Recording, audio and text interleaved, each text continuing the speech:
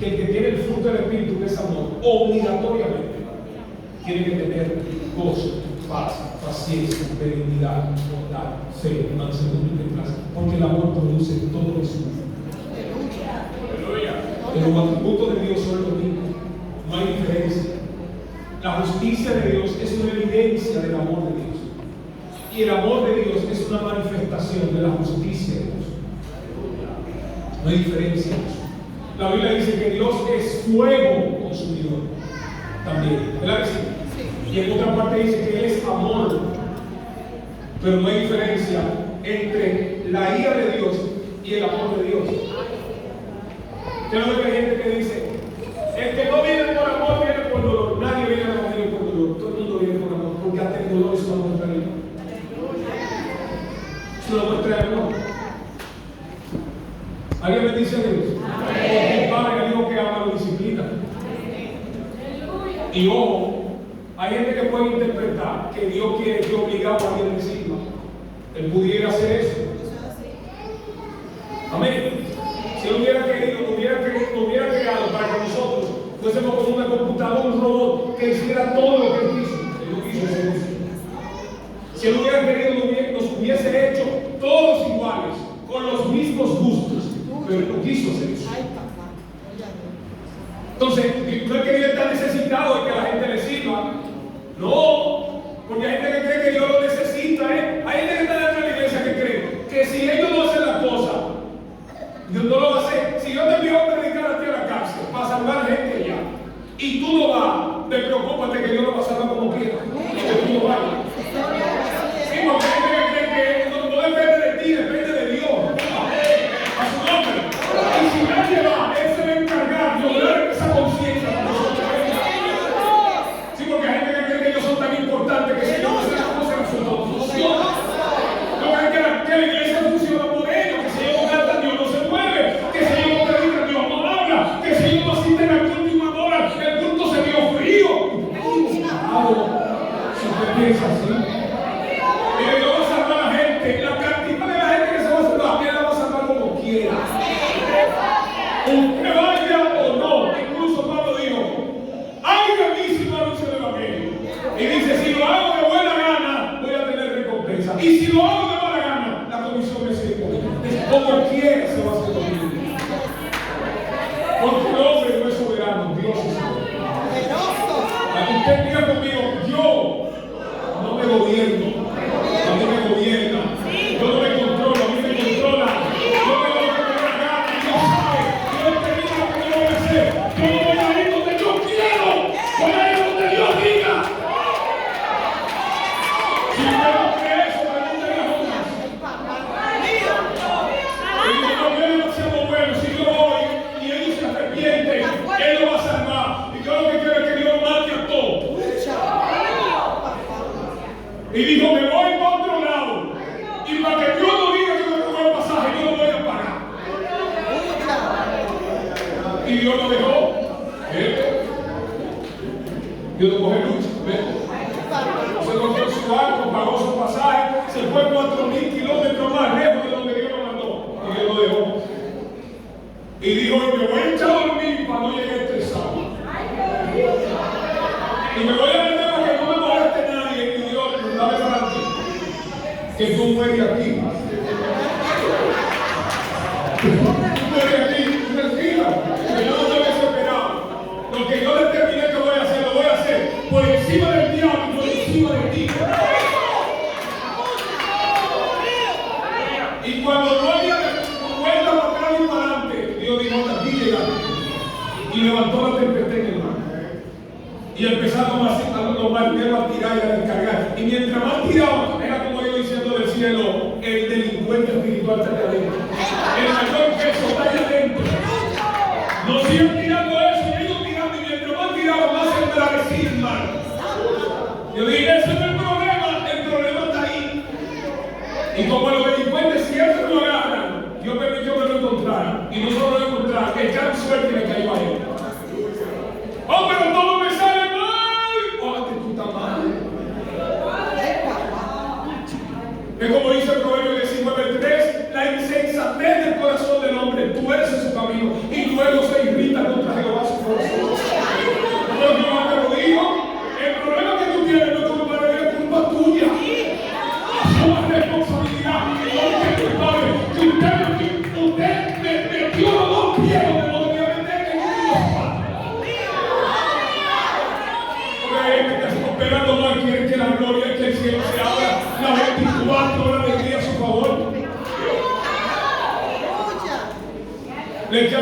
y buscaron que su manera le diera vuelta para no tirarlo. Le dice: levántate, dormilón. ¿Qué oficio tienes? ¿De dónde eres? Y cuando don Jonás, oiga la respuesta de Jonás: soy hebreo y temo a Jehová. Que teme a Jehová y está corriendo. Oye, imagino yo cómo él abría el pecho para decir eso. Soy hebreo y temo a Jehová. Cuando ese hombre dijo eso, oiga, hasta pronunciar el nombre de Dios genera temor. La simple mención de un nombre tan grande, aunque sea de la boca de un delincuente, produce cosas asombrosas. Hay gente que se confunde, que ve a la gente que haciendo milagros y levantando muertos y se lo ve de ellos y están más perdidos que Judá. Lo que falta siempre es su palabra. Que su palabra nunca retorna vacía. Cuando ese hombre dijo eso ahí, y no solo dice: soy hebreo y temo a Jehová, dice: al Dios que tengo es el creador del cielo y del mar. Dice: ¿por qué tú no has traído todo esto? Ellos mismos se dieron cuenta que era el Dios de él que generó eso. Digo: tírenme a mí, porque yo soy la suerte. Y esa gente lucharon para tirar y tuvieron que tirar. Y cuando lo tiraron, entonces el pez se dio. Oiga, Jonás no eligió el lugar donde se fue, lo eligió Dios. Porque en el barco donde él se montó había unos marineros que necesitaban escuchar del Dios a quien él se montó. Y después que Dios salvó a esa gente, entonces usted ahora se va para donde yo vivo. Y el pez lo vomitó allá. Oye, duró 3 días dentro del pez y pidió misericordia a Dios y Dios le preservó la vida. ¿Usted puede creer que cuando el pez lo vomitó en Nínive, Jonás tenía fe de que la gente no se arrepienta para que Dios no? ¿Usted puede creer? Aquel que pidió misericordia predicó con confianza de que nadie iba a creer para que Dios acabara con él. Y cuando la gente se arrepintió, oiga, Dios es experto. Permitió que una calabacera creciera y le tapara el rostro para que el sol no le diera. Y sacó los dientes de Jonás. Y Dios dijo: ven, te voy enseñando. Y permitió que un gusano le comiera la calabacera. Y cuando ese sol le dio en la cara, se enojó de una manera tan fuerte. Y Dios le dice: estás enojado.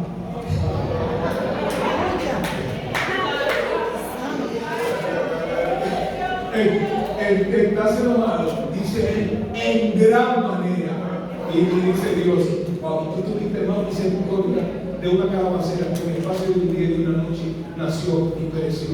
Y yo no voy a tener misericordia de más de 40,000 personas y un montón de animales que no saben distinguir entre su mano derecha y entre su mano izquierda. Que terminó el libro de Jonás. Jonás es el único profeta de la Biblia que su profecía dio en torno a su vida. No hay una sola profecía de Jonás. Te lo he contado. La única profecía de Jonás tiene una tipología y un cumplimiento en el futuro sobre lo que Cristo iba a hacer y los días que iba a durar en el seno del tiempo. No hay un espacio en la Biblia que dijera que Jonás profetizó. El único profeta que no se menciona en la Biblia que dijera una sola profecía. Bendecimos a Dios. Entonces Dios es lo que sus atributos dicen. Bendecimos a Jesús. Hoy vamos a hablar acerca del amor y de la soberanía. Obviamente, hablar del amor y de la soberanía es algo que si son temas muy amplios a la luz de la Biblia. Voy a condensar esto. Aleluya. Cuando hablamos del amor de Dios, estamos hablando de un atributo de Dios, un atributo moral de Dios, un atributo comunitario. Aunque los seres humanos estén habilitados para amar, pero nunca podrán amar al nivel que Dios ama. Nunca podrán amar al nivel que Dios ama. Incluso en la eternidad, cuando tengamos el soma neumático, es decir, el cuerpo glorificado, ni siquiera ahí estaremos a nivel de Dios. Siempre habrá una diferencia entre Él y nosotros. Aunque estemos en eternidad, siempre Él estará por encima de nosotros. Siempre habrá una distancia entre Él y nosotros, porque Él es Dios. Y aunque podamos amar, nunca vamos a amar conforme a veces hay gente que dice, tú no puedes amar más que Dios. El que nadie puede, eso se cae en la mata. Es obvio, nadie puede amar más que Dios. Porque el amor de los hombres es limitado. ¿Verdad que sí? Nuestro amor es limitado. Regularmente nuestro amor siempre espera respuesta. El amor ágape, que es el amor de Dios. Por ejemplo, en griego hay 4 tipos de amores. Está el amor fileo, está el amor eros, está el amor estorges y está el amor ágape. Fileo es el amor de amigos. De fileo viene filántropo y filantropía. El amor eros es el amor conyugal, el amor de pareja. Que se desprenden los términos erotismo y erótico. El amor estorges es el amor familiar, el amor de familia. Y es un amor que brinda refugio emocional. Pero esos 3 amores siempre esperan una respuesta.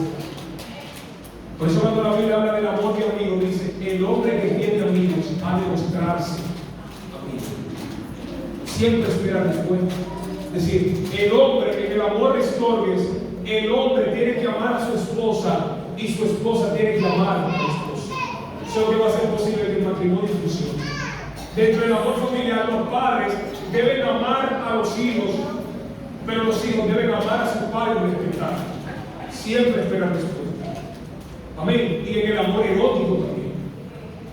Pero el amor ágape, el amor supremo, el amor incondicional, el amor ilimitado, el amor que no espera respuesta, ese es el amor de Dios.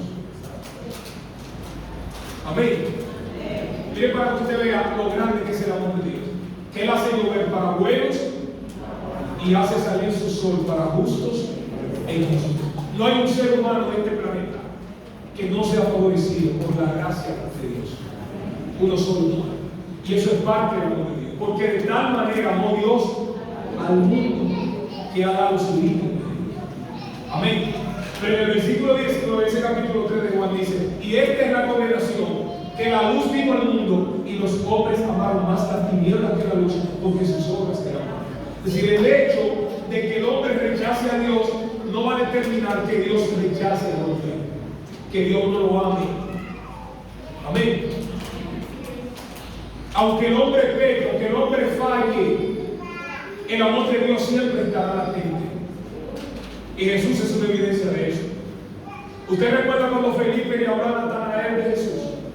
Y le dijo que había encontrado al Cristo, del que hablaron los profetas. ¿Usted recuerda nada?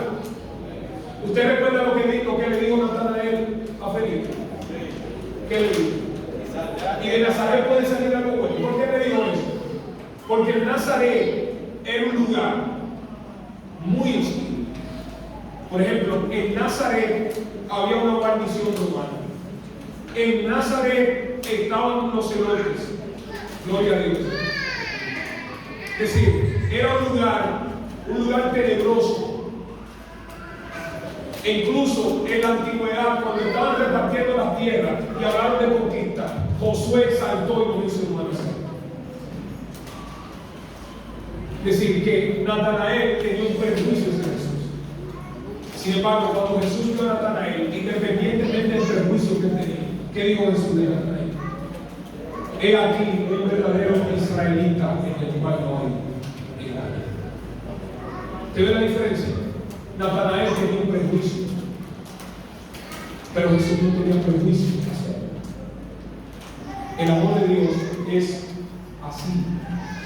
Cuando Pedro le dijo a Jesús 3 veces, cuando Jesús resucitó, fue a encontrarse con Pedro y no lo juzgó, no lo señaló, no le dijo, tú ves que yo te digo que yo fui. Le hizo 3 preguntas. ¿Me amas? ¿Me amas? ¿Me amas? Y cada vez que él respondía afirmativamente, él le daba una asignación: pastorea, apacienta mis ovejas, mis corderos. A un desertor que había fallado, que se había descarriado, que había maldecido, había jurado y había hablado mentira, Jesús le está asignando la tarea de pastorear y alimentar a su iglesia. Por eso vuelvo a decir, los pensamientos de Dios son diferentes a los nuestros. Usted recuerda a Simón que invitó a Jesús a la casa y los hospedó en su casa. Y en vez de esa reunión llegó una mujer que la Biblia dice que era pecadora. ¿Cómo dice la Biblia que ella era? Lucas capítulo 7, verso 37. Sin embargo, llegó una mujer que era, vuelvo a decir, pecadora. Y llegó con un perfume de alabastro que costaba lo que un obrero se ganaba en un año entero de trabajo. Y rompió el frasco y la casa se llenó de olor y empezó a ungir a Jesús y a secarlo con sus cabellos. Y mientras esa escena se escenificaba y Jesús la contemplaba, Simón, a manera de soliloquio, decía dentro de sí: si este verdaderamente fuera profeta, supiera qué clase de mujer, qué es. Como dice la Biblia, que ella qué era. ¿Y qué decía Simón? Hay gente dentro de la iglesia que todavía juzga a una persona por su pasado. Es decir, hay gente que aunque tú hayas tenido el cambio más extraordinario de este planeta, nunca van a olvidar lo que tú eras.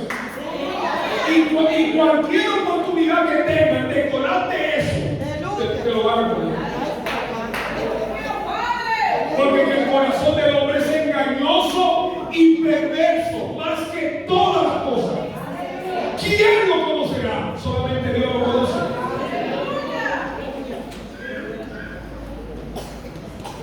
Hay una frase de Jonathan Edwards que dice: cuando veo dentro de mi corazón, contemplo su infinita maldad y veo que es un abismo más profundo que el infierno. Digo, si cuando oro, peco, cuando predico, peco, tengo que arrepentirme de mi propio arrepentimiento y mis lágrimas ser lavadas en la sangre de Cristo. Y no lo digo cualquiera, es un hombre santo, un hombre limpio. Pero cuando Dios les reveló la condición del corazón humano, declaró ese tipo de declaración. Pero Jacob y Juan andaban con Jesús y llegaron a una sinagoga en Lucas 9, 54 al 56, y la gente no los quiso recibir. Y oiga lo que ellos le dijeron a Jesús: ¿quieren que oremos a Dios para que descienda, como no Elías, para que descienda fuego del cielo y los calcine a todos? Eso le dijo: usted no sabe qué Espíritu Santo. El Hijo del Hombre no vino a perder vidas, sino a ganarlas. Subraya esa frase. Ustedes no saben de qué espíritu son. Pero hay gente que Dios les perdonó lo peor y ellos no son capaces de perdonar a alguien. Hay gente que está como el deudor que debía 10,000 talentos. ¿Usted sabe cuánto equivalía un talento? A 6,000 denarios. Un talento. Y él debía 10,000. ¿Sabe cuántos denarios debía? 60 millones de denarios. Y un obrero en Israel se ganaba un denario al día. Tenía una deuda impagable. Y le pidió, le rogó al que le debía que le diera tiempo para pagársela. Y dice la Biblia que al que le debía le dijo: no tienes tiempo para pagarme, no me debes. ¿Le saldó la deuda? Perdonar en griego es afiemi y harizomai. Tratar benevolentemente y soltar. Eso fue lo que hicieron con él. Sin embargo, cuando él salió de ahí, encontró a uno que le debía 500 denarios. Y ese le rogó de la misma manera que él rogó. No le dijo: regálame. Digo: dame tiempo y te lo pagaré todo. Digo: no. Y lo mandó a meter preso. Diga conmigo: yo no soy bueno, soy malísimo.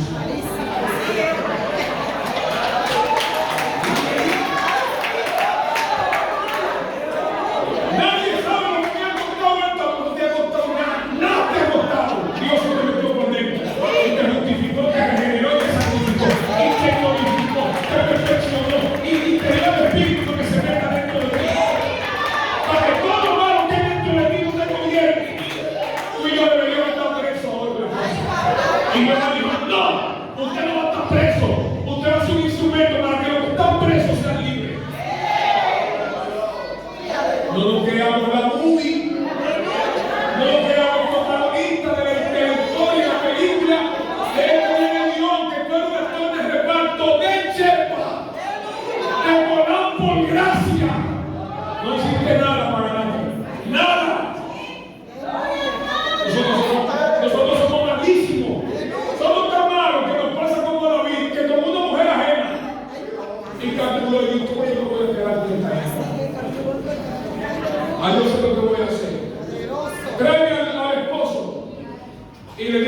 acuéstate con tu esposa. Y Urías, que era un hombre de honor, dice, no, ¿y cómo yo voy a estar acostado con mi esposa calentándome? Cuando mis hermanos y el arca de Jehová estén en el campo de batalla. No. Pero David no está mandando a acostar para que se quede con la mujer. Es que en Israel, un guerrero cuando se casaba, le daban un año de luna de miel. Porque después que se casaba, él era un hombre de la guerra. Oye, le daban un año para que se reprodujera. Porque un guerrero era alguien más muerto que vivo. Porque era un hombre de la guerra. Y era prohibido, era violentar la ley, estar en tiempo de guerra, acostar con la mujer. David está diciendo que se fuerte para tener legalidad para mandarlo a eliminar. Y el hombre dice no. Y David lo envolvió y lo emborrachó. Y el hombre tenía tanto dolor que hasta borracho se quedó a dormir al frente del falso. Y cuando David lo encontró, con premeditación y alevosía, escribió una carta, me imagino que le sacó los dientes y le dio una sonrisa. Y no tuvo la delicadeza ni siquiera mandar la carta como otro, se le entregó el mundo. Pónmelo en la parte más caliente de la batalla. Y cuando te ahí, la parte que se le y Dios mirando desde el cielo. Cuando le mandaron la noticia que ya lo eliminaron, mandó a buscar a Betsabé y la recibió. Oiga, ¿sabe cuántos meses duró David con el pecado callado? 11 meses. Yo estoy en bendición. Ajá. Y porque hay gente que cree que están en bendición porque tiene un carro caro, una casa que tiene 10 habitaciones o 8 baños. Porque son famosos, nada. Eso es una evidencia que alguien te viene. Si fuera así, la persona que mejor tiene el mundo es y lo no. ¿Sí o no? 11 meses de gracia. Y a los 11 meses Dios le mandó al profeta Natán. Y Natán le contó una historia, se la introdujo, la desarrolló, la concluyó y llegó el momento más importante, la aplicación. ¿Qué merece ese hombre? Y David dijo, ese hombre merece la muerte. Y así mismo pudo le dijo Natán, ese hombre, porque tú dices en poco la palabra de Jehová. Tú le tomaste a la mujer a Urias, la tuya te la van a tomar. Te la van a tomar plena luz del día. No se apartará el mal de tu casa. Y David dijo de una sentencia. Dijo que el que tomó esa corderita debería pagar 4 veces el precio. Y así mismo él pagó esa sentencia. Porque a David un hijo le violó, le abusó sexualmente de una hija. A ese hijo que abusó otro hijo de David le mató al hijo. Ese hijo le tomó las mujeres y le usurpó el trono y también se lo pagó de la misma manera. Pero cuando David dijo, ese hombre merece la muerte, no estaba pensando en él, estaba pensando en otro. Debe que nosotros no somos buenos. Él dio una sentencia que era su propia sentencia, su propia ley. Amén. El amor de Dios siempre. Y otra cosa, donde se cumplió el complot, las 4 veces, el niño del que quedó embarazada, Betsabé, también se murió.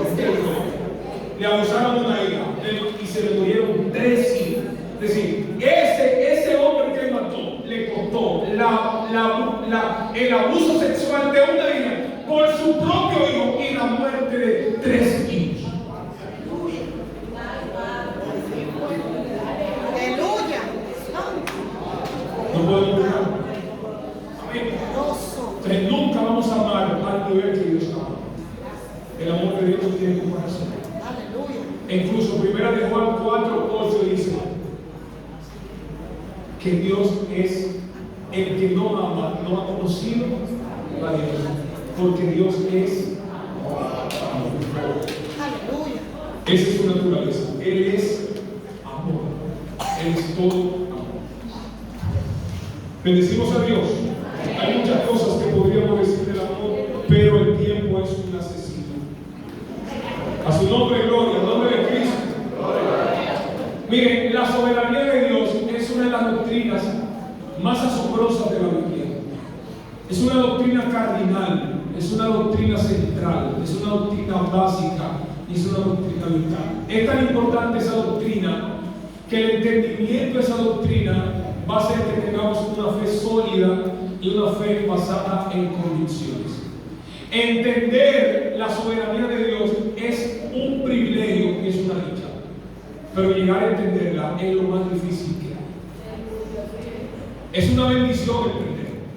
El que no entiende la soberanía de Dios se frustra, pero no es sencillo entender eso, porque hay cosas que Dios hace que no humanamente, a la luz de la lógica, no podemos entender. Usted puede entender. Por eso a Dios tenemos que procurar no entenderlo, sino obedecerlo. Porque si vamos a obedecer a Dios por lo que entendemos de Dios, nunca le vamos a obedecer. Y Dios es experto en motivarnos a hacer cosas sin darnos explicaciones. Porque Dios te va a hacer entender al nivel que tú le creas y le obedezcas. ¿Qué explicación tiene que Dios te prometa un hijo y te lo da cuando humanamente no hay posibilidad? Cuando ya tú eres viejísimo y tu esposa no solamente vieja, que dejó de ovular, sino que también es estéril. Y Dios te promete un hijo. Y cuando Dios te habla del hijo, Abraham se ríe y Sara también. Pero entre la risa de Abraham y la de Sara hay una diferencia, porque Abraham sonrió de satisfacción y de alegría, pero Sara de burla. Es decir, Sara hizo burla. Él se equivocó en casa. Y estaba tan consciente de eso que dijo, no, él se equivocó, no soy yo, él ha tirado. Y Dios le dice, ¿y de qué se ríe Sara? Y él le dice, yo no me reí. Y él dijo, te reí. Lo grande es que el niño que Dios le da, Dios permite que le pongan Isaac. ¿Sabe lo que significa Isaac? Risa. Pero después que Dios se lo da, le dice a Abraham, dame a tu hijo, a tu único y al que amas. Oiga, él no se puede decir, dame Isaac, dame al muchacho. No, pero utilizó pronombres posesivos para tocar la parte sentimental que viene. Dice, dame a tu hijo, tu único y al que tú amas. Pero no solo eso, dice, en holocausto. Tenía que matarlo y después quemarlo. Pero como si fuera poco, le dice, en un monte que yo te mostraré. Pero él se lo hizo que mostrar. Pero se reservó saberlo. Pero después que llegan al lugar, durante la travesía, el niño le pregunta, papi, aquí está la leña y también el fuego y el cordero del sacrificio. ¿Sabe lo que significa la palabra altar en hebreo? Diga conmigo, mishbea. Mishbea significa lugar de matanza. ¿Sabe lo que es sacrificio en griego? Tusia, hacer morir algo con un propósito. Así que en ese altar, ese muchacho va a ser sacrificado. Dios permite que él llegue, que el niño le pregunta durante toda la travesía, que llegue al lugar, que amarre al muchacho, que lo suba al altar, que le vende los ojos, que agarre el cuchillo, y cuando lo va a sacrificar, él anda le grita y le dice, no lo hagas, que yo he visto que todo va a salir.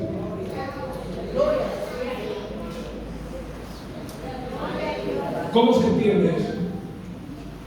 ¿Cómo se entiende que el profeta joven Dios le dice, ve y órame por tal altar, pero oye bien, por el lugar que vayas, no regreses, y no comas pan ni bebas agua en el lugar? ¿Cuál era el problema? El problema que tengo en lugar. Y comer pan y beber agua, yo no sé. Ni él tampoco sabe. Eso solo lo sabía. Pero Dios le dijo, dice, aunque tú no entiendas nada, invítate a hacer lo que él diga, aunque tú no entiendas. Mira, es que sí. Él te dijo algo, es que sí, que él te va a llevar. No lo hagas de otra manera, no lo hagas de otra forma. Haga la manera de él. Que si él te dijo que no es así, él te va a respaldar. Ahora, él es responsable de respaldarte estando tú dentro del orden de él. Pero si te saliste de ahí, tú eres responsable. Por eso, cuando alguien se levanta contra ti y tú te autodefiendes, tú le estás diciendo, yo no necesito que tú me defiendas. Yo puedo hacerlo solo, pero él lo puede hacer mejor que tú. Por eso cuando Senaquerib mandó al vocero a amedrentar al pueblo y a decirle, no crean Ezequiel que él está mintiendo. Usted ha leído la historia de todos los pueblos que ha conquistado y los dioses no lo pueden librar. ¿Qué Dios no librará de mi mano? ¿Sabe lo que le dijo Ezequiel? Dile al pueblo que no responda palabra. Yo me encargo. Esta guerra la traspasó del ámbito terrenal al ámbito espiritual y ahora está en mi terreno. Yo me encargo. Y nadie respondió nada. Y a ese Senaquerib, sus propios hijos, en el templo de su Dios, lo mataron. Que Dios no se juega. A su nombre, igual que allá. ¿Acaso yo soy perro porque tú me a mí con palo en tierra? Y llevó el terreno al terreno de Dios. Y por eso David dice, tú vienes contra mí con espada, lanza y jabalina. Yo soy un hombre experto. Yo he matado leones, yo he matado osos. Yo soy un hombre experimentado en guerra, pero yo no vengo con mis habilidades. Yo vengo en el nombre de Dios de los escuadrones de Israel. ¡A cual tú has provocado!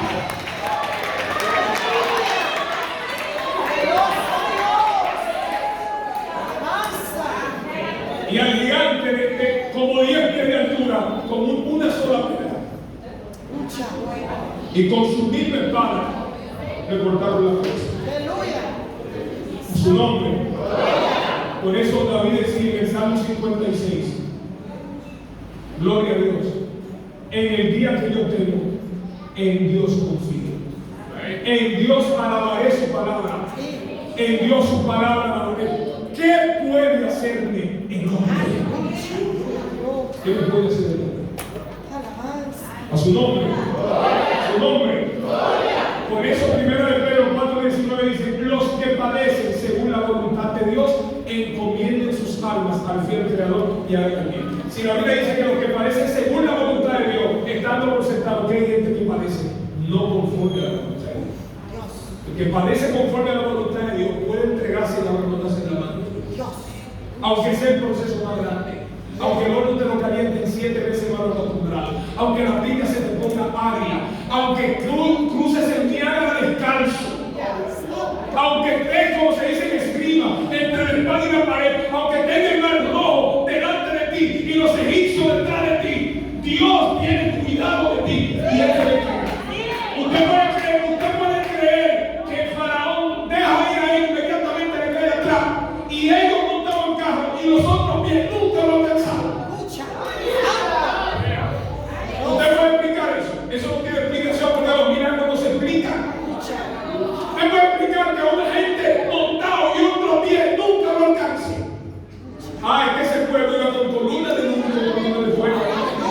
¿Y cómo se podía pegar? Manténgase en el orden de Dios.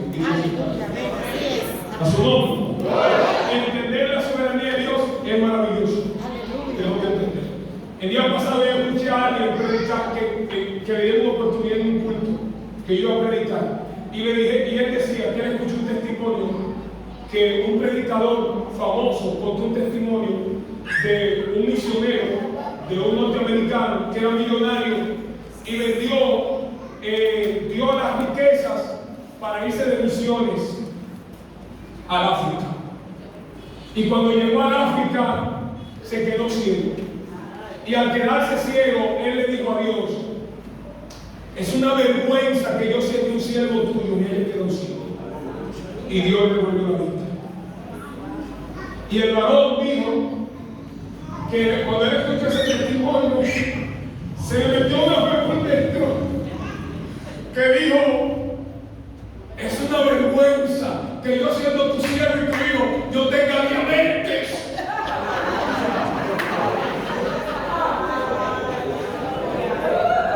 Cuando a mí me entregaron, yo dije, sin ánimo de rivalizar, hay experiencias personales y doctrinales. ¿Verdad que sí? Yo felicito que Dios lo haya hecho, pero nunca será una vergüenza ser siervo de Dios que tú te enfermes.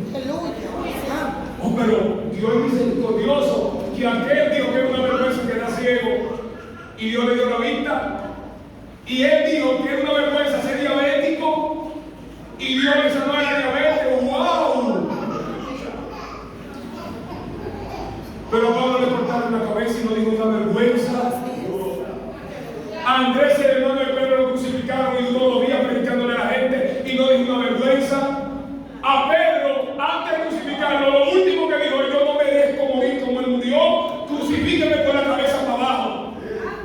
A Juan Bosch lo llevaron a la hoguera en 1415, le tiraron los escritos. Y dijeron, ¿usted escribió eso? Sí, usted se retrata. ¿Y cómo me retrato? De lo que yo he predicado durante mi vida. Todo lo contrario, lo que he predicado durante mi vida, hoy lo voy a sellar con sangre. Y cuando le pegaron fuego a esa hoguera, empezó a cantar un himno de alabanza. Y cuando ya casi no le salía la voz, lo último que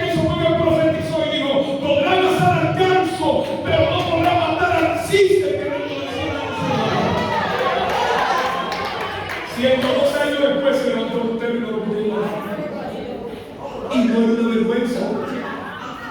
Hay que usted, por ser cristiano, usted tiene una clase especial. No, se puede enfermar como se enferma tú. Usted va a leer en Eclesiastés que dice Salomón que ha visto algo debajo del sol, que hay justos que le pasan cosas como de justo, y hay injustos que le pasan cosas de injusto, que hay delincuentes que son enterrados por hombres, y hay hombres honrosos que ni siquiera en su tierra lo valoran.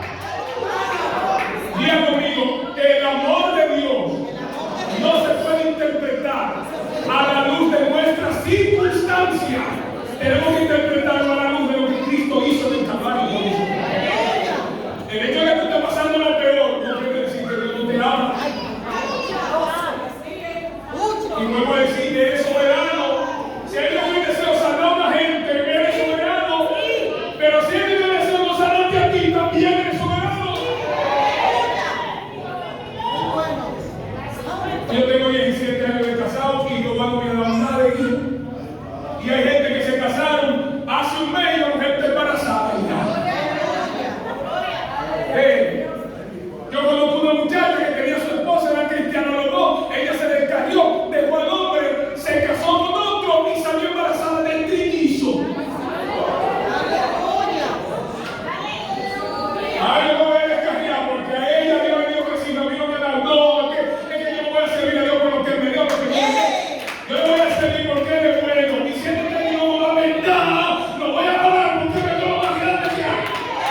Yo te pregunto, cuando tú te mueres, los hijos se van contigo, la casa se va contigo, la enfermedad se va contigo, el carro se va contigo, pero Jehová sí se va contigo.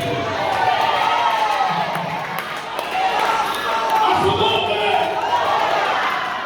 Entonces, oiga, esto hay que entenderlo así, aunque mi papá y mi mamá me dejen, con todo lo que me da. Y él también que le dijo a Israel en Isaías 49, 14 y 15, si olvidará el Señor de lo que parió, aunque alguien se olvide, yo no lo voy a olvidar de tus hijos. Yo entendí esto, mire, suave, es difícil para mí. Porque mi esposa mía y yo orando, planificamos cuántos hijos vamos a tener. Sí, y hasta los nombres también. Sí.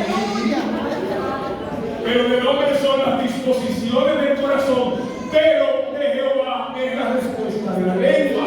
En palabras sencillas, el hombre propone, pero Jehová dispone. El hombre dice que va a hacer tal cosa, pero la última palabra y la primera palabra y la palabra intermedia la tiene Dios.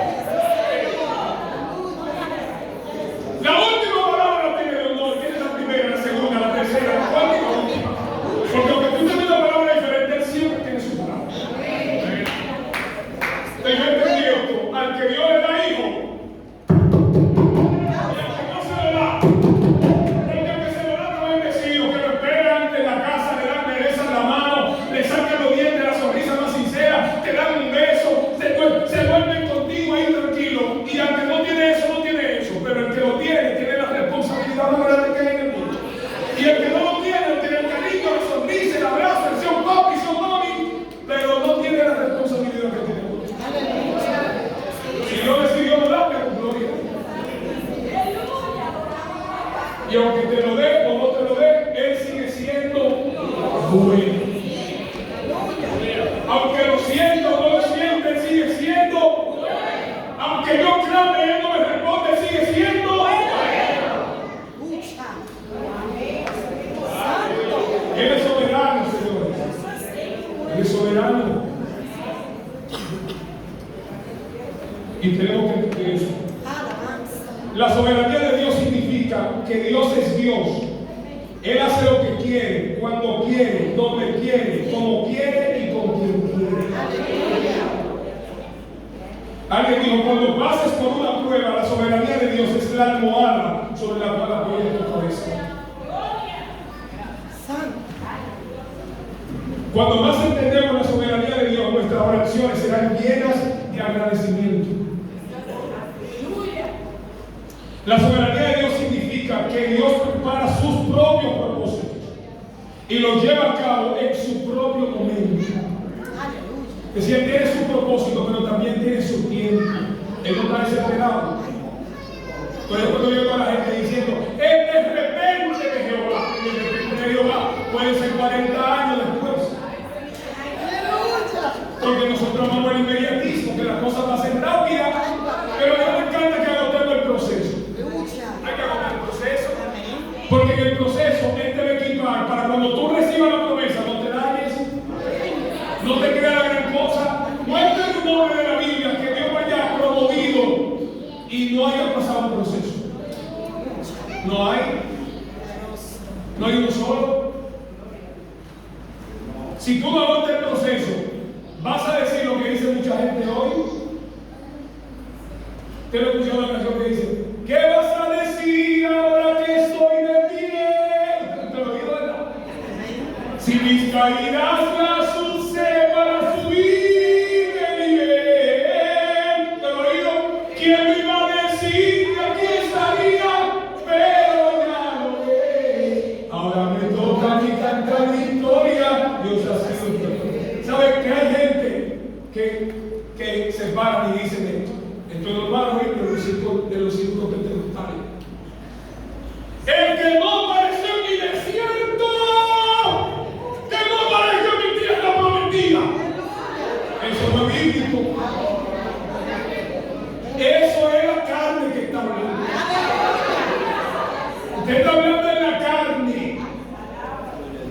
Porque la gente, los primeros que aparecieron en el momento más glorioso de José, fueron los que le produjeron el mayor dolor a José. Pero como pasaron 13 años para que sucediera el cumplimiento, en esos 13 años, Dios le circuncidó el corazón. Y cuando José vio a su hermano, se sintió confrontado y emocionado y se tuvo que apartar a grito. Y cuando él les revela a ellos que él es José, ellos pensaban que él se iba a vengar. Y le dijo, no se entristezca, que lo que ustedes hicieron fue para preservación de vida. Ustedes pensaron mal contra mí. Hechos Génesis 50, 20. Ustedes pensaron mal contra mí, pero ese mal Dios lo encaminó a bien para dar vida a muchos pueblos. Los acogió, los abrazó. Diga conmigo, Mejilá, Sejilá y Campará. Otra vez, Mejilá, Sejilá y Campará. Esos son los 3 niveles del perdón. El perdón es un proceso. Hay que perdonar y olvidar. ¿Qué significa eso? Que una mujer puede olvidar la cicatriz. ¿Qué dice? Aunque ella con rayos láser le quiten eso, nunca va a olvidar que ahí hay una cicatriz. ¿Sí o no? ¿A su nombre? ¿Cuántos de ustedes no dicen que vamos a empezar con una plancha? ¿Tú no te acuerdas que te digo? ¿Te acuerdas? Porque la mente no es como el disco duro de una computadora, que tú sacas eso, mas nunca aparece. Tú tienes que vivir con eso. ¿Saben qué sentido que hay que olvidar? Como dice una frase, perdonar es la única manera de vivir con el pasado sin ser prisionero de Dios. Su idea, ¿sabes lo que es perdonar?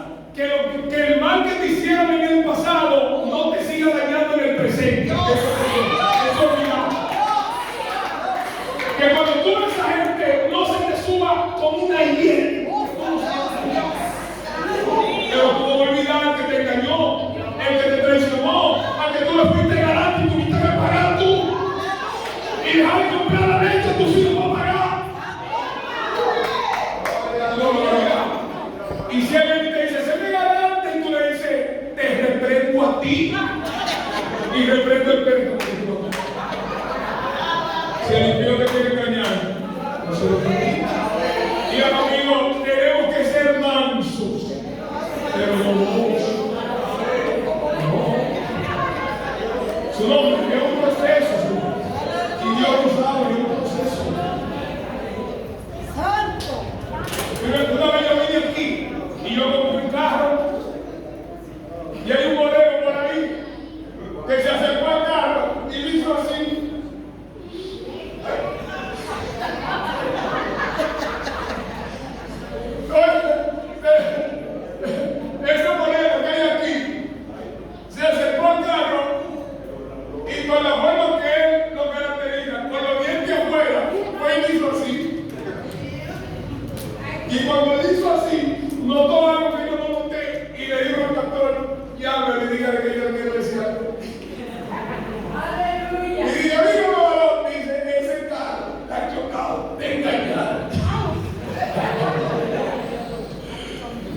cuando yo me a orar, lo primero que me llegaba a la mente y no se me salía era el nombre de esa persona que me engañó. Y el que me engañó no fue un impío, me engañó fue un pastor de iglesia. Eso fue doloroso para mí. Yo no quería comprar carro aquí por el tigre, pero nunca me imaginé que dentro de la iglesia hay unos tigres también.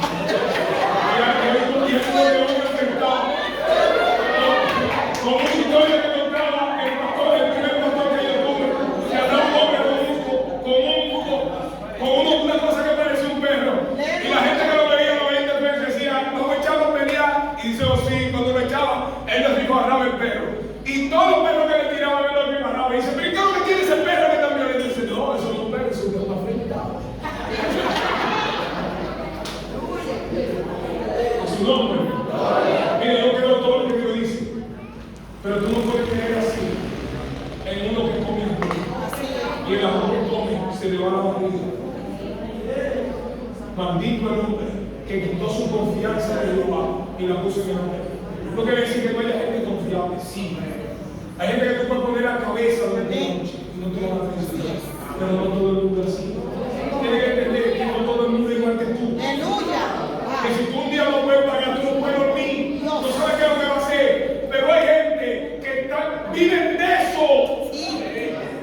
Que ellos no se inmutan. Están preparados para que el banco lo llame 1000 veces. Y tiran la responsabilidad para de ti. Y como tú eres serio, te meten en depresión y hasta el sueño se te va. Hay experiencias duras que uno tiene que vivir. Hay experiencias duras. Y Dios te lo hubiese podido evitar, pero no te lo evitó. ¿Por qué? Porque Él sabe por qué no te lo evitó. Algo te tiene que enseñar. Algo te tiene que enseñar. Y yo en ese proceso le digo, ¿cómo una gente puede dormir así? ¿Cómo se puede dormir así? Tú sabiendo lo que dices. ¿Cómo tú te puedes hincar a orar? Y puedes ayunar, y puedes ir a la iglesia, y te paran en un púlpito a predicar, y hasta hablar lengua, y tienen 2, 3 patadas a la hora, sabiendo lo que tú hiciste.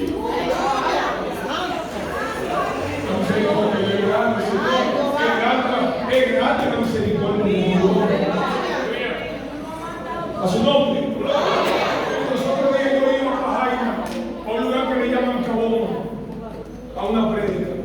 Y cuando voy llegando al peaje, me llaman, estoy hablando con mi mamá, y me dice fulana que la llame urgentemente, una llamada de Estados Unidos. Y cuando le llamo, digo, dígame, si no, mis hijos vienen para acá con sus hijos para Estados Unidos. Y el viaje con escala. Le vamos a pagar el viaje ida y vuelta para que usted lo traiga. Le digo, ¿cuánto es? Tal día, digo, no voy a estar claro. Me encanta estar allá. Me encanta esa experiencia. Pero tengo 2 días de campaña en mi casa. Yo no puedo ir a ese punto de decir que yo no puedo. ¿Y cómo? Si cuando él me llamó, yo le dije, sí, yo puedo. Porque podemos meter un avión. Y si cuando yo me monte, se cae el avión. Señor, todo lo que nosotros vamos a hacer, tenemos que entender que estamos bajo la mirada de Dios. Aunque nadie nos está mirando. Sí, porque hay predicadores que lo invitan de un lugar, y cuando lo invitan de otro lugar que hay más menudo, utiliza ese término porque hay gente que tiene esa mentalidad. Sí, porque hay predicadores que tienen iglesia clasificada. Hay un poco. Se comprometieron, pero cuando lo invitan de otro lugar, cancelan la actividad y dice que se le presentó una cosa. Hablando mentira a su mismo. Y se van a parar en el púlpito a predicar. Eso es mentiroso ahí en el púlpito. Hay que ser serio, hay que ser honesto. La conciencia te acusa o te excusa. ¿Cómo podemos vivir así?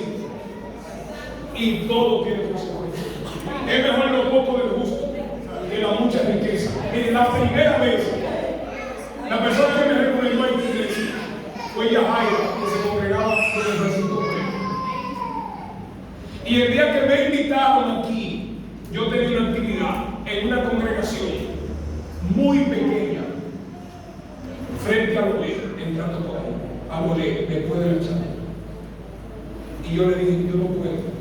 Yo tengo un compromiso, pero yo tengo un miembros que yo no puedo enviar. Y dijeron que sí, que el muchacho vino. Pues cuando él terminó de predicar aquí, yo lo esperé. Lo esperé en el metro allá en la Francisco Villano. Y ahí lo reuní y me fui.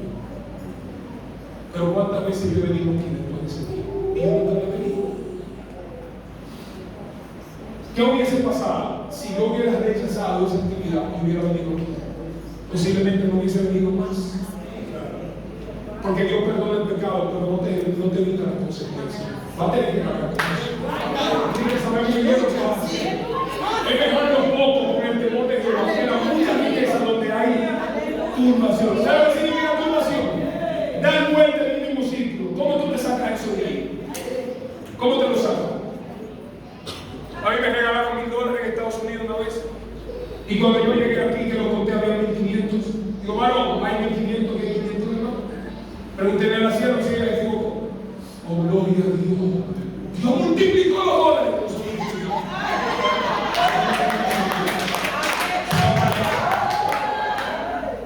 Ay, si ella se equivocó, mándeme los datos, que yo lo voy a enviar. Mira, ella dice que pague el envío de esos 500. No, yo no voy a pagar el envío para que lleguen a enviar como llegaron aquí. Un envío de allá para acá son $5, de aquí para allá son 30. Pero mi salvación vale $500. La paz es un estado, vale $500. Tenemos que saber delante de quién estamos. ¿Cuánto bendicen a Dios? Mira conmigo, Dios es bueno, Dios es soberano. Dios tiene sus propios planes, Él los lleva a cabo en su momento, de su manera. Hasta el tiempo es diferente a nuestro. Porque el tiempo nuestro es kairos, es cronos, es limitado. Pero el tiempo de Dios es kairos, es un tiempo ilimitado. La expresión de que Dios es soberano implica que Él es inteligente. Es una expresión que habla de la sabiduría, de la inteligencia y del poder supremo de Dios. Significa que la voluntad de Dios no es arbitraria, sino que actúa en completa armonía con su carácter. Mira lo que dice Daniel 4:35 en torno a eso. Él opera de acuerdo a su carácter. Dice, todos los habitantes de la tierra son considerados como nada. Y Él hace según su voluntad en el ejército del cielo y en los habitantes de la tierra. Y no hay quien le tenga su mano y le diga, ¿qué haces? Esa es la soberanía de Dios. Es lo que dice Romanos 9:20 y 21. ¿Quién puede inculpar a Dios? Gloria. ¿Quién puede resistir su voluntad?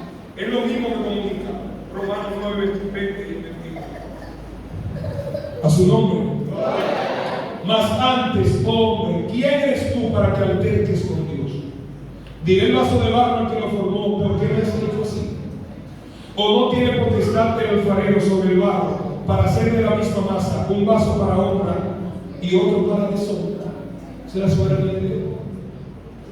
Por eso Dios no se pelea, a Dios no se le exige, a Dios no se le cuestiona, a Dios se le dice, no tengo idea de lo que estoy pasando, pero que se haga tu voluntad.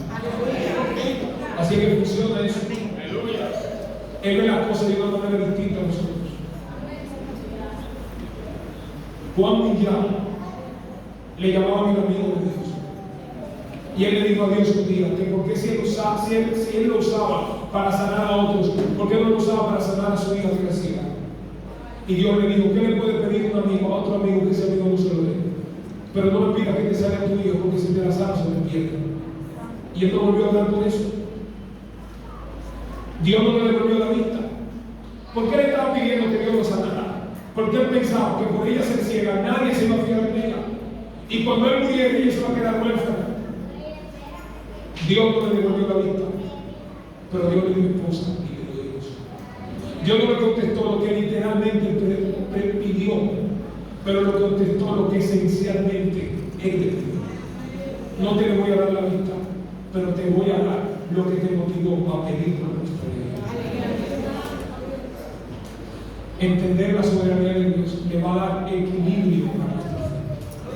No podemos vivir una vida de obediencia y de fidelidad estando desconectados de la soberanía de Dios. No se puede.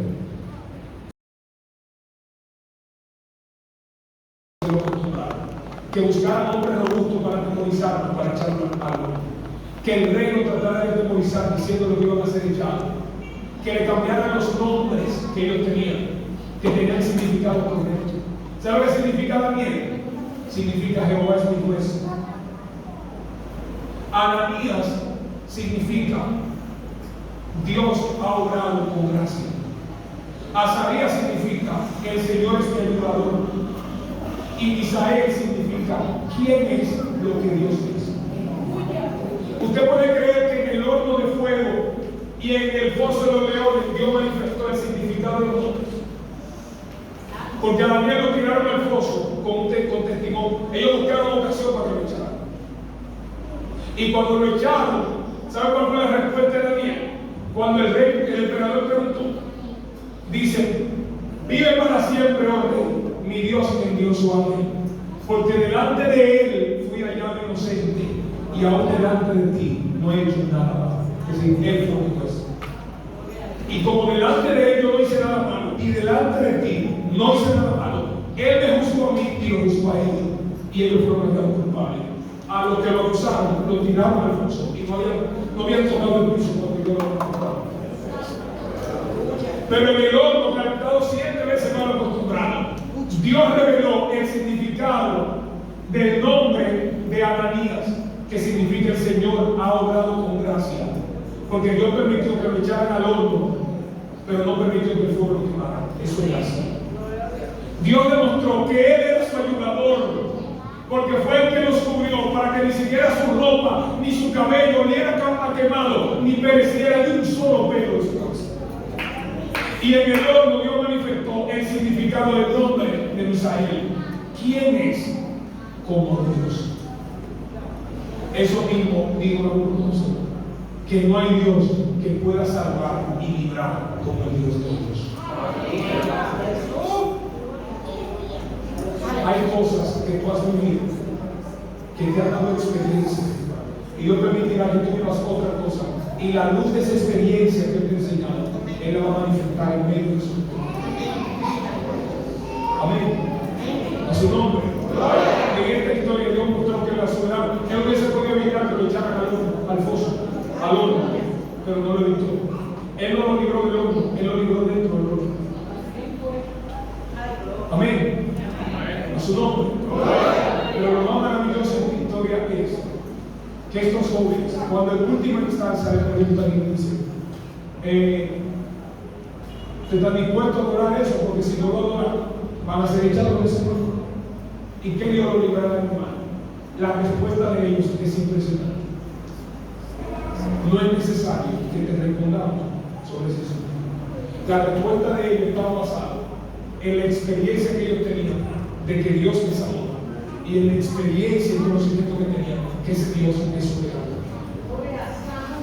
El Dios al que servimos nos puede librar del mundo, y de tu mano, oh rey, nos libra. Eso es interesante. Pero la segunda parte es más interesante. Y sepa, oh rey, que si no nos libra, tampoco vamos a lograr el estado. Es decir, la declaración de ellos dice, ellos están diciendo, la misma fe que le hacía entender a ellos que Dios los podía librar del foso, calentado 7 veces más de lo acostumbrado, era la misma fe que le hacía entender que en su soberanía Dios podía permitir que ellos se quedaran. Y ante esos dos escenarios, ellos eligieron y decidieron, nos libre o no nos libre, como quiera le vamos a hacer.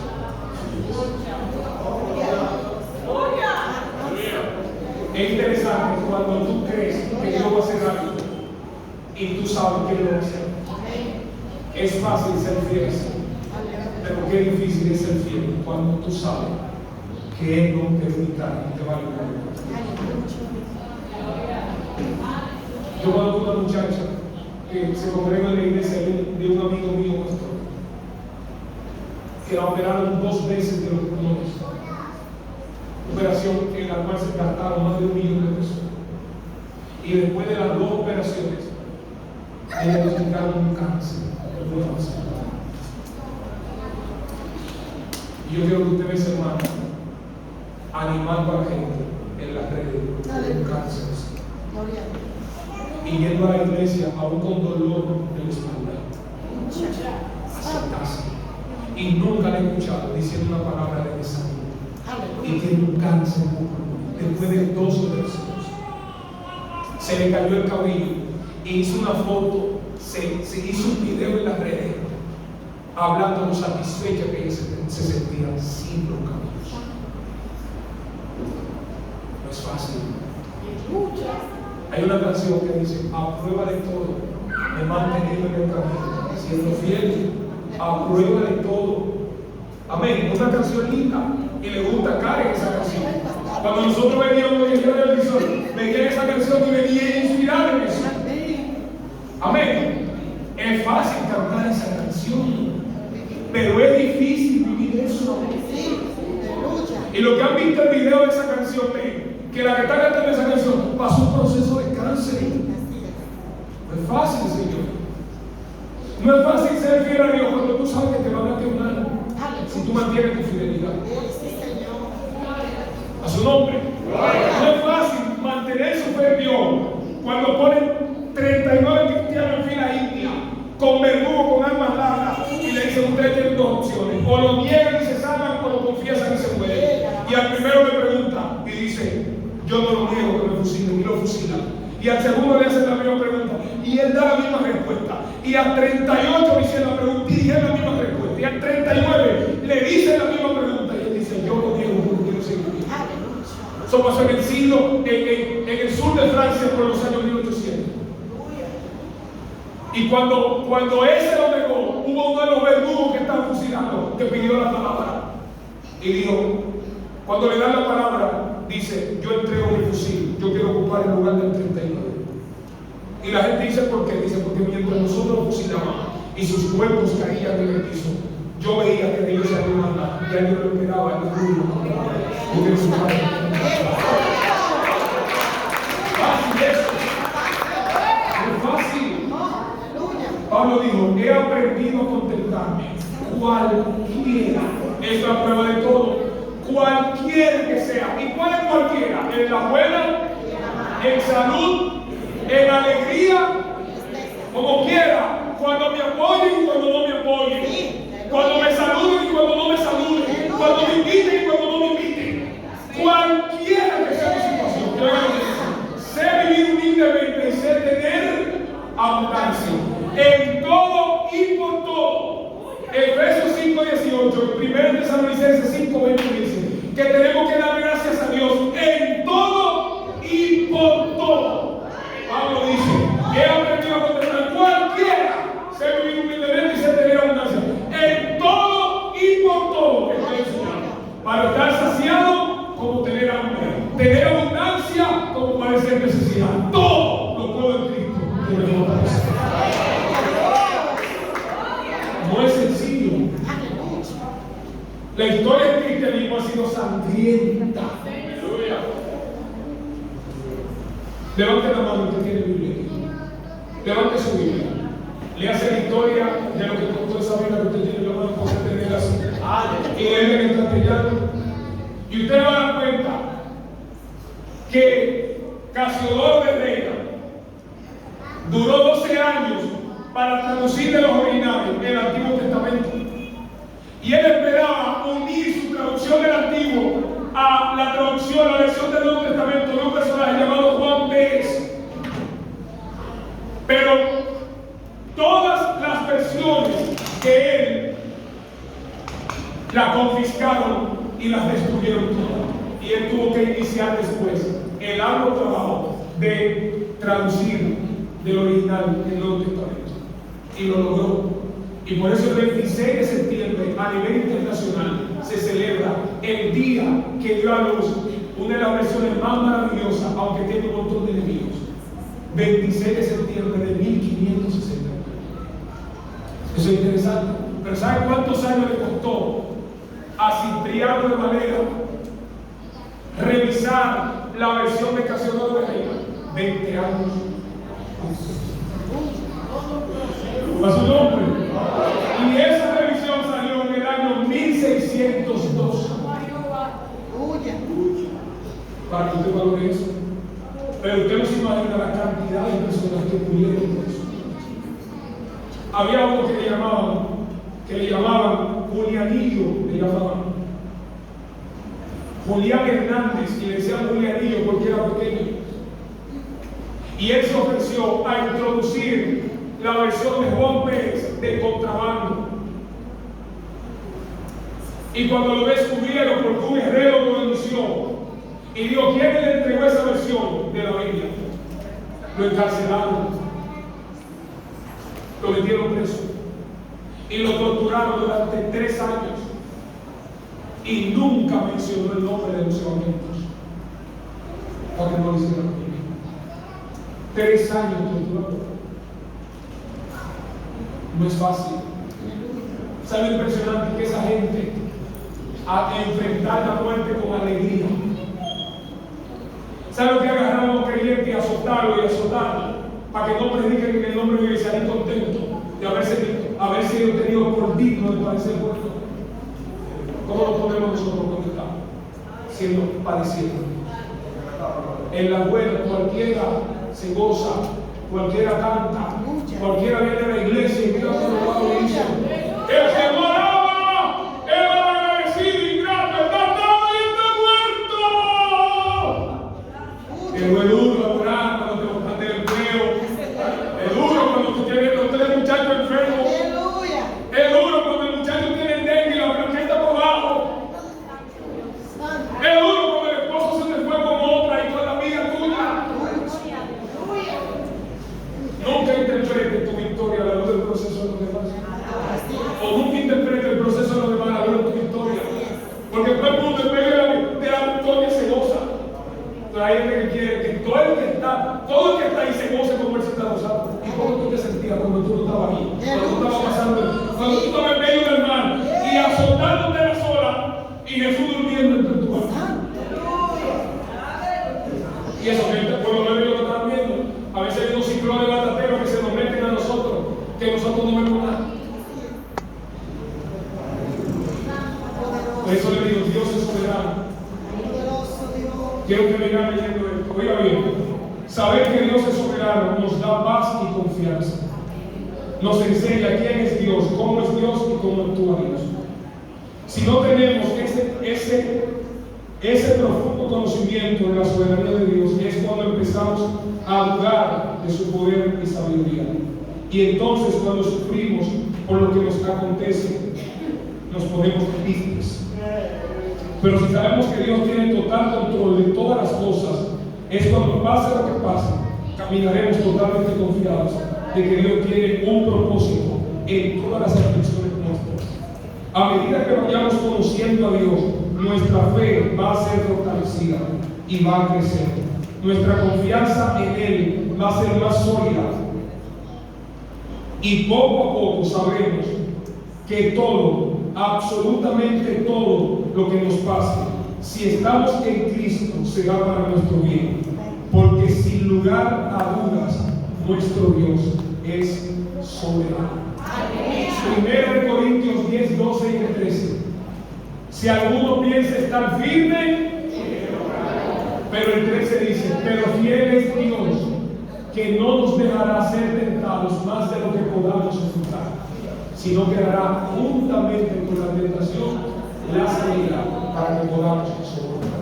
Ese versículo nos habla de la soberanía de Dios, pero también del amor de Dios, porque Él permite la tentación, pero en su amor da la salida. Él permite, nos aprieta en su soberanía, pero en su amor no permite que seamos tentados más de lo que podamos soportar. No importa lo que tú estés pasando, tu Dios es soberano y tu Dios te ama. Y a los que aman a Dios, todas las cosas les ayudan a Dios. Que Dios le bendiga.